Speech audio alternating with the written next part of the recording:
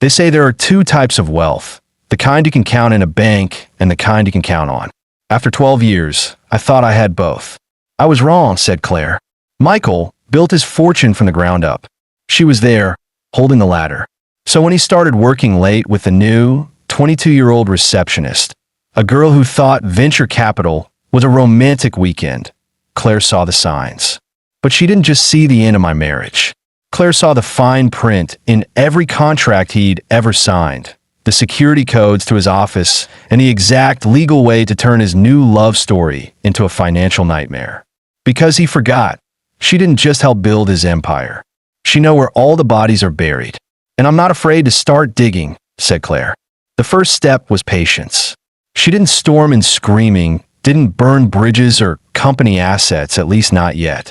No, Claire understood that power was a game of quiet moves and invisible threats.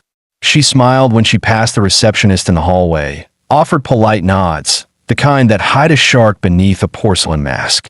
In her hand, hidden under a designer sleeve, was a single folder. Not just any folder. This one contained Michael's financial skeletons, details of deals gone wrong, untraceable offshore accounts, and a careful record of every time he'd underestimated her. Claire had waited 12 years to see this moment, and now she would make it count. That night, she sat at her desk in the apartment they had shared. Michael would come home late, tired and careless, thinking his late-night affairs were invisible. But Claire had planned her first move. A simple email to a very selective list, executives, partners, and a lawyer or two, was enough to make the next day explosive. She didn't have to say much, just enough to hint that Michael's empire was built on more than just venture capital. The game had begun, and Claire always played to win. The next morning, the apartment was quiet. Too quiet.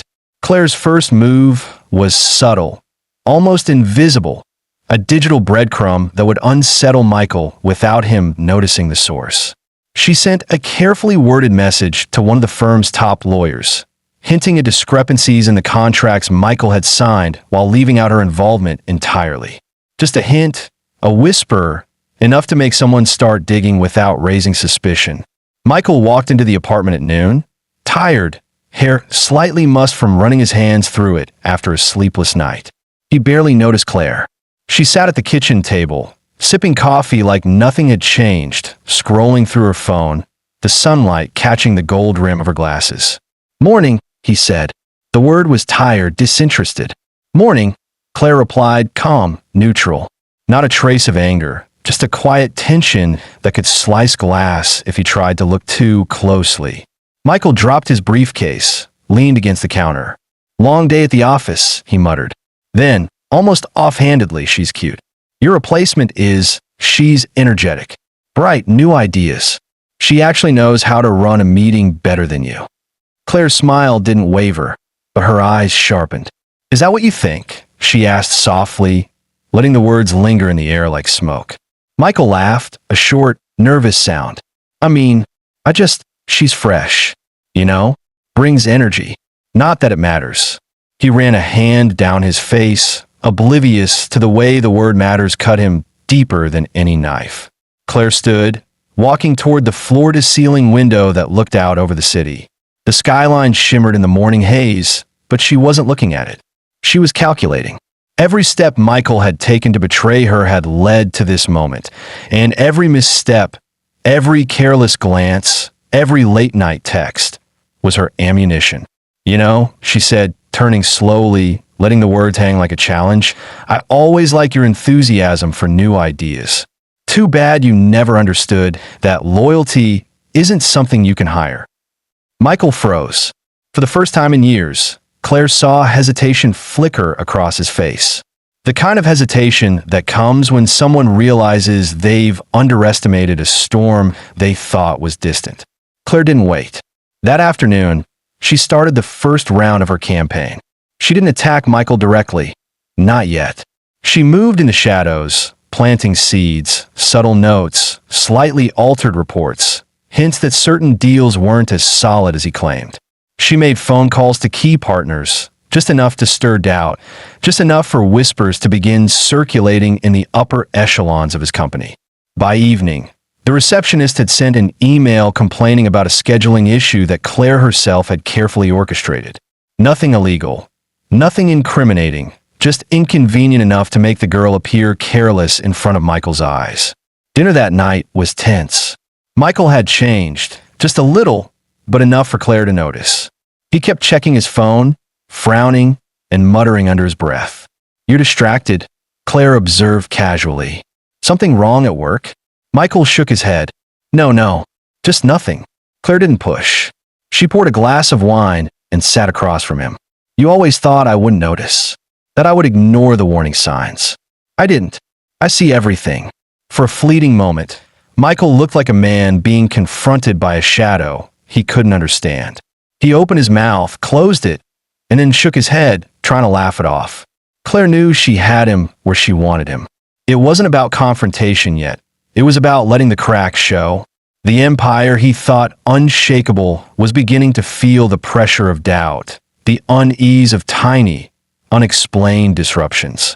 Over the next week, Claire became a ghost in the company. She wasn't there physically, but her presence was everywhere. A misfiled document here, a subtle tip-off there. Every move she made was surgical, designed to make Michael question his employees, his decisions, and ultimately himself. And all the while, she watched him from the shadows, like a predator learning the rhythm of its prey. The late-night messages, the whispered doubts, the growing tension in meetings. Claire cataloged everything. She could feel the young receptionist's excitement turning to stress, her smiles faltering, her energy waning. Claire didn't have to intervene. Just being there, knowing the game, watching him unravel, was enough. One Friday night, Claire stood in Michael's office. He had left the door unlocked, the city lights casting long shadows across the leather chairs and polished wood. She ran her fingers over the stack of contracts on his desk, each one a thread in the web of his empire. Each one now vulnerable, because she knew the fine print, the hidden clauses, the secret corners he had ignored in his arrogance. She smiled softly, almost affectionately. Not for him, but for the inevitability of it all.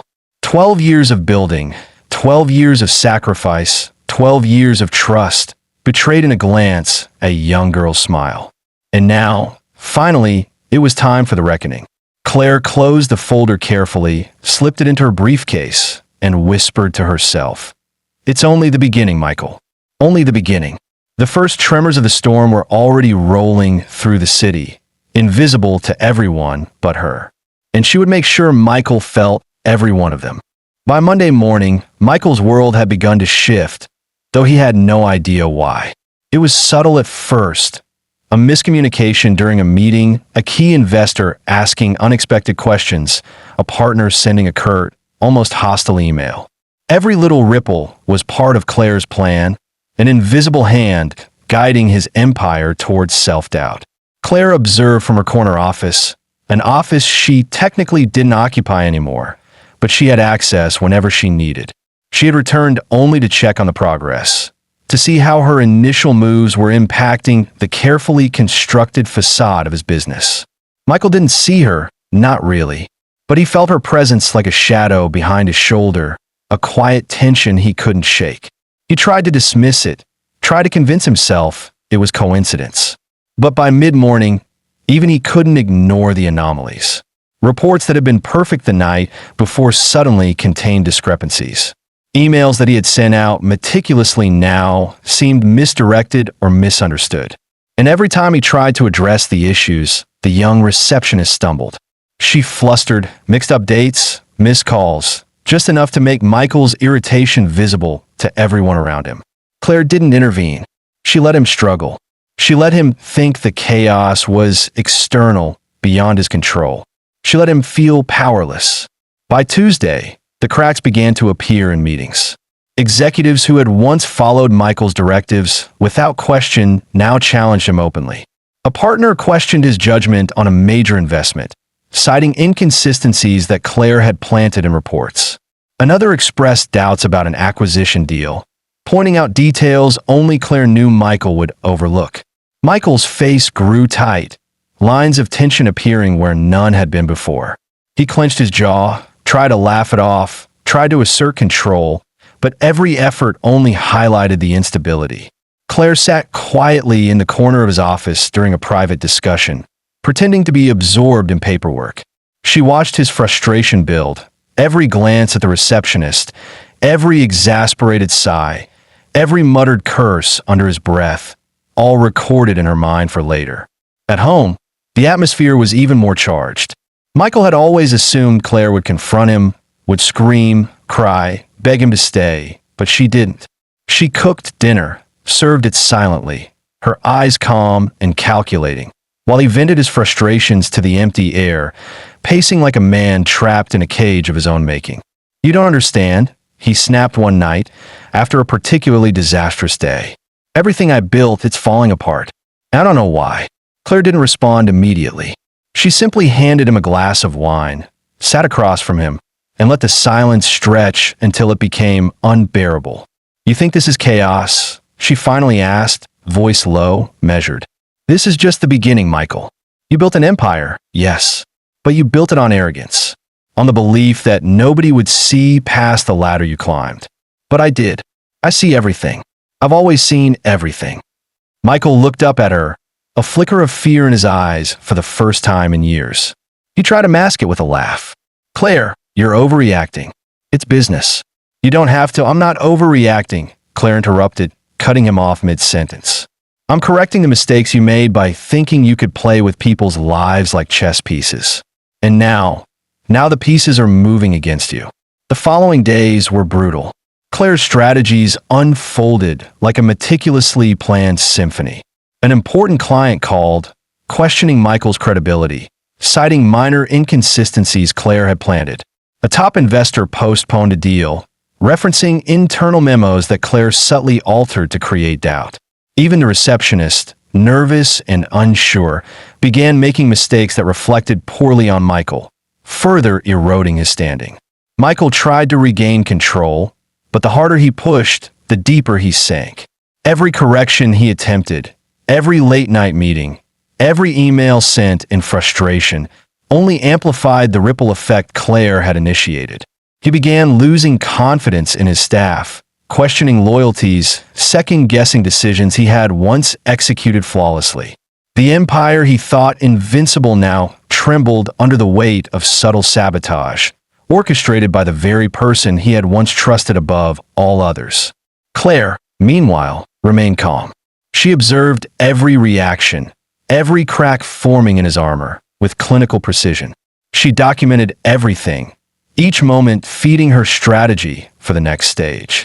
She had no intention of destroying Michael overnight. This was a slow dismantling, a methodical undoing of 12 years of arrogance, betrayal, and oblivious self-assurance. By the end of the week, the company's board had begun whispering about instability at the top. Michael noticed the glances, the hesitation before people spoke, the careful phrasing of emails. He tried to assert authority, to demand respect, to reclaim the control he believed was his birthright. But Claire had already shifted the battlefield. Every move he made played into her hands. Every attempt at dominance became evidence of mismanagement. One evening, Michael found Claire in the office alone. The city lights reflected in her eyes, a quiet storm brewing behind her calm exterior. "Claire," he said, voice strained. "What were you doing? Why is everything falling apart?" She smiled, faint and controlled, like a predator enjoying the panic of its prey. "I'm not doing anything," she said softly. "I'm letting you see the consequences of forgetting who built your empire. I'm letting you watch as the world you thought you could control slips from your grasp. And you can't stop it, because you never prepared for me to play." Michael sank into a chair, the realization dawning slowly, painfully, that his life was no longer his own. Claire didn't just hold the ladder. She had the keys to the kingdom, the map to every hidden corner, every weakness, every secret he had buried in plain sight. The morning after Michael's quiet confrontation with Claire, the company was already feeling the tremors of her strategy. By now, her moves were no longer invisible. Subtle whispers in meetings had turned into pointed questions, Emails once buried in the inbox now resurfaced with glaring discrepancies, and a receptionist's mistakes had snowballed into a chain reaction of minor crises. Claire knew it was time to shift gears. The first stage of her plan, quiet destabilization, was complete. Now it was time to step into the light, to let Michael see her control not just behind the scenes, but in the open, undeniable, and unassailable. She arrived at the office that morning earlier than anyone else, dressed in a sharp, tailored suit that commanded attention without arrogance. Her heels clicked deliberately against the marble floors, each step echoing like a drumbeat of warning. Employees stopped mid-conversation to glance her way, feeling the quiet electricity in the air. Even the receptionist, who had once seemed untouchable in her youth and naivety, froze when Claire passed by. Claire didn't acknowledge the receptionist. She didn't have to. Her reputation had preceded her presence. By mid-morning, she convened a meeting with the board, ostensibly to review quarterly reports. Michael followed reluctantly, trying to assert his authority as he usually did. But the moment Claire began speaking, the room shifted. Her voice was calm, even, but it carried the weight of knowledge, the precision of someone who had been underestimated for too long. "Gentlemen, ladies," she began, her gaze sweeping over the room. "Before we discuss projections, I'd like to address some discrepancies in recent reports that could impact our strategic decisions." Michael opened his mouth to interrupt, but Claire's eyes caught his, steady and unwavering. She didn't flinch. She didn't yield. The board waited, captivated by the poise, the quiet power in her words. Claire detailed the issues with surgical precision, presenting data that she had subtly manipulated over the past 2 weeks. Contracts that once seemed flawless were now riddled with inconsistencies. Supply chains were exposed to minor vulnerabilities, and investments that appeared stable were revealed to carry hidden risks. She didn't accuse anyone. She merely stated the facts, letting the truth speak for itself. By the time she finished, the board was unsettled, whispering among themselves. Michael's attempts to interject were polite but feeble. Each correction he offered only reinforced Claire's credibility. He could feel the shift in the room. The power that had always been his was slipping, unnoticed by him until it was too late. Later that afternoon, Claire escalated her strategy further. She arranged for a key investor to visit the office under the guise of a routine check-in. Claire personally guided them through the facility, highlighting the strengths of the company while subtly demonstrating the cracks she had orchestrated. By the time the investor left, their confidence in Michael's leadership was visibly shaken. Michael noticed the change immediately. His phone buzzed with anxious texts, emails, and missed calls, all questioning decisions he had once made with ease. Panic, a sensation foreign to him for over a decade, began to creep in. At home, the tension was palpable. Claire moved through the apartment with the same calm, measured grace, preparing dinner, arranging her notes, reviewing the chaos she had unleashed. Michael sat across from her, exhausted, frustrated, and increasingly aware that he had underestimated the woman he once called his partner. "You're destroying me," he said quietly, almost in disbelief. Claire set the table, never breaking eye contact. "I'm not destroying you," she replied. "I'm exposing the truth. The truth that you forgot who helped you climb to the top. The truth that your empire was never yours alone. And now, it's time for the world to see it too." Over the next few days, Claire's influence became impossible to ignore. News of minor missteps within the company began leaking to the press, not directly from her, but through carefully positioned contacts who had once been loyal to Michael, now subtly reminded of his mismanagement. Headlines hinted at instability, investors called in with concerns, and the media began asking questions he could no longer answer convincingly. Michael tried to fight back, calling emergency meetings, demanding explanations, attempting to regain control. But Claire had anticipated every move. Every email he sent, every directive he gave, only played into the narrative she had carefully constructed. The more he struggled, the more he revealed his vulnerabilities, and the more the board, the investors, and even the employees began to doubt him. One evening, Michael confronted her in the office, the city skyline glowing behind him. His voice was strained, a mixture of anger, fear, and disbelief. Claire, enough. Stop this. You've gone too far. Claire stood from her chair, calm, composed, a predator in the quiet of the night. I haven't gone too far, Michael. I've gone exactly where I needed to go. You built an empire without understanding the foundation it stood on. I'm just showing you what happens when the foundation is exposed. He clenched his fists, his entire world collapsing around him. And for the first time, he realized that he was no longer the one holding the power. Claire smiled faintly, almost tenderly. And this, she whispered, is only the beginning. The storm she had promised was no longer a threat. It had arrived. And Michael? He was standing at the center, powerless, watching the empire he thought unbreakable unravel, thread by thread, by the woman he had once taken for granted. The city never sleeps, but neither did Michael that week. Every phone call felt like an ambush, every email a dagger. The subtle chaos Claire had orchestrated behind closed doors was now exploding into the public sphere. Investors were nervous, employees whispered in hallways, and the media, always hungry for drama, sniffed opportunity like sharks circling blood in the water. Claire watched it all unfold from her penthouse, the skyline glowing under her gaze, each light a reminder that she had orchestrated every tremor. She wasn't content to remain invisible anymore. The world needed to see Michael unravel as she had seen him, powerless, vulnerable, exposed. It started with the media. A carefully leaked memo. Nothing illegal, nothing fabricated, but enough to suggest mismanagement at the top. Made its way to a prominent business journalist. By the next morning, the headline blared across online platforms. Empire in question. Mismanagement rumors shake. Michael's company name. Michael read it first on his phone, pacing the office like a caged animal. He called his PR team, demanding immediate damage control, but every call ended in frustration. Investors were calling, partners were hesitant, and his board was already convening emergency meetings. Every corner of his carefully constructed world had begun to tremble.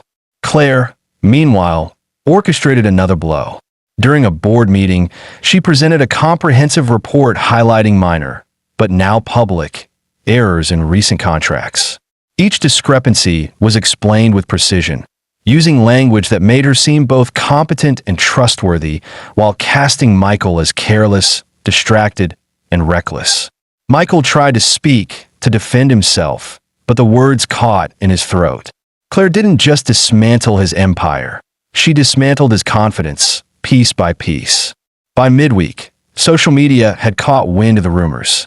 Influencers in the business world began speculating. Threads about Michael's empire in trouble went viral, and even financial news networks started covering the story, highlighting Claire's subtle yet undeniable role in stabilizing the company during the crisis.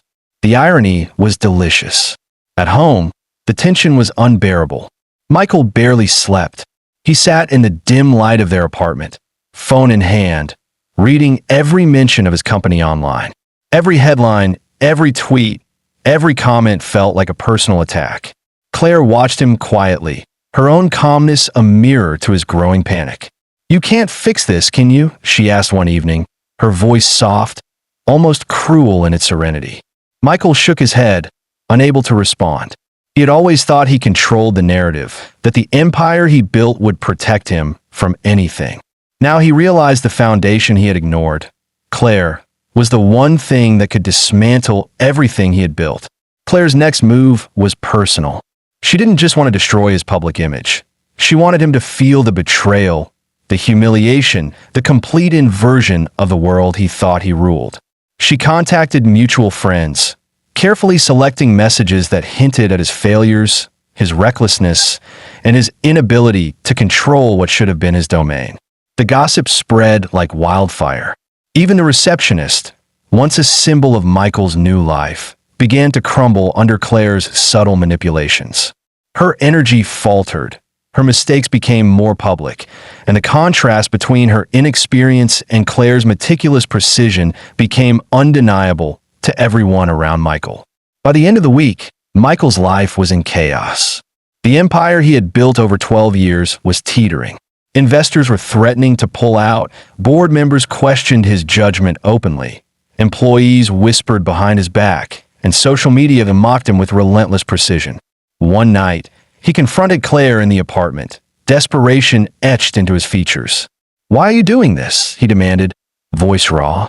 "What have I ever done to deserve?" Claire's eyes, calm and piercing, met his. "You forgot," she said softly. "You forgot who built this with you. You forgot loyalty, trust, partnership. You forgot that while you were climbing, I was holding the ladder. And now you're learning what it feels like to fall while someone who knows everything is watching." Michael sank into the couch, defeated. For the first time, he realized that this wasn't just about money, contracts, or reputation. This was personal. Claire wasn't just dismantling his empire. She was making him feel the weight of every choice he had made, every betrayal he had committed, every moment he had taken her for granted. And she wasn't finished. Claire smiled faintly, almost tenderly, though there was nothing soft about it. "And Michael, this is only the beginning. The world sees cracks, yes, but they have no idea the storm that's coming. The storm that only I can control." Outside, the city pulsed with life, unaware that at the center of one of its most powerful empires, a quiet, calculated war had begun. And in that war, there was only one certainty. Claire would emerge victorious, and Michael. Michael was learning too late that some foundations, once broken, can never be rebuilt. The morning sun glinted off the glass towers of the city, but inside Michael's office, the world had turned cold. Claire had taken control of every narrative, every channel, every ripple in the company's ecosystem. The subtle destabilization had become overt, undeniable, and there was no hiding from it now. Claire arrived at the office that day with a single folder in hand. It wasn't just contracts, reports, or financial records. This was the culmination of weeks of meticulous planning, evidence of Michael's oversights, his recklessness, and, most importantly, proof that he had underestimated her at every step. She didn't need to fabricate anything. She had waited patiently while he built his own undoing. By 10 a.m., the board had convened. Michael tried to assert authority as he always had, but the moment Claire walked in, the room's dynamic shifted. She didn't speak immediately. She didn't need to. The mere fact of her presence, calm, poised, eyes glinting with quiet fire, drew attention. When she finally began, her voice was steady, precise, like a scalpel cutting through layers of pretense. "Ladies and gentlemen, thank you for assembling on such short notice. I've reviewed recent company activities, and there are issues that need immediate attention." Michael opened his mouth to protest, but the board's expressions told him everything he needed to know. They were listening to her, not him. Claire laid out her case, moving seamlessly from minor oversights to major vulnerabilities, presenting evidence that Michael could not refute. She didn't attack him personally. She simply highlighted facts, each one carefully selected to demonstrate his mismanagement. Investors' concerns, minor financial irregularities, and the receptionist's repeated errors, all framed in a way that made the board question Michael's competence. By the time she was finished, the room was silent. Michael felt sweat prick his temples. He was trapped in a net of his own making, woven by the woman he had thought was merely supportive, the woman he had underestimated for 12 long years. Later that afternoon, Claire escalated the assault to the public sphere. She authorized a press release, carefully worded, emphasizing the company's proactive restructuring and leadership optimization. The media, hungry for drama, immediately spun it as a scandal. Analysts speculated on leadership failures, while social media erupted with commentary, both critical and speculative. Michael watched helplessly as the empire he had built began to fracture in real time. But Claire wasn't finished. She had always known that the personal betrayal cut deeper than public humiliation. That evening, she confronted Michael in their apartment, not with anger, but with undeniable calm. "You wanted to believe this was just business," she said, voice low, precise. "You wanted to ignore the foundations, the ladder, the people who actually made this empire possible. You thought a young girl could replace years of loyalty, years of trust. You were wrong. Michael sank into the couch, defeated. Claire! His voice faltered. Words that could repair, defend, or plead failed him. Claire placed the folder on the table between them. This, she said softly, is everything. The contracts, the oversight reports, the mistakes. All of it is yours to own. But I suggest you handle it carefully. The world is watching now. He stared at her, understanding fully for the first time the magnitude of what she had done. She hadn't just dismantled his empire. She had forced him to confront the fragility of everything he had ever built and the consequences of taking her for granted. The following weeks were a nightmare for Michael. Board members removed him from key decisions, investors delayed funding, and the media scrutiny intensified. Every meeting, every phone call, every appearance became a minefield. Michael tried to regain control, but Claire had anticipated every move. Every step he took played into the story she had already crafted, every reaction further undermining his authority. And all the while, Claire remained calm, poised, untouchable. She was no longer just a woman holding the ladder. She was the force dismantling the empire from the top down. Michael's late nights, frantic emails, and desperate calls were met with her quiet efficiency, her silent, unyielding presence that reminded him constantly of what he had lost. Finally, one evening, Michael confronted her in the penthouse, the city lights reflecting in his eyes, wild with frustration and fear. Claire, I can't fix this. You've ruined me, he shouted, voice raw. Claire smiled faintly, almost cruelly, but with perfect composure. No, Michael, I haven't ruined you. I've reminded you of reality. You wanted power, control, an empire, but you forgot respect, loyalty, and the people who made it possible. You underestimated me. That was your mistake. And now, she leaned closer, voice a whisper that carried like thunder. You're learning exactly what it feels like to be powerless. Michael slumped, defeated, the full weight of his failures pressing down. The company, the media, the board, the investors, the girl he thought could replace her, all of it had collapsed in the way Claire had orchestrated. And she stood before him, calm, victorious, untouchable. Claire's revenge wasn't just complete, it was absolute. 12 years of patience, observation, and strategy had brought her to this moment. She didn't need to destroy Michael to prove herself. She didn't need chaos to be seen. She needed only to expose the truth, to let the world, and him, witness the consequences of underestimating her. And as she looked down at him, defeated, broken by the very ladder he had built and the empire he had thought unshakable, she whispered one final truth. Remember this, Michael. There are two types of wealth. The kind you can count in a bank and the kind you can count on. You thought you had both, but you were wrong. The city hummed below them, oblivious to the storm that had passed through this apartment, the storm that had begun quietly, patiently, and ended with a quiet, perfect victory. Claire smiled. It was over, at least for now. But in her mind, she knew this was only the first chapter in a new kind of power. One that Michael could never touch, and one that the world would never forget.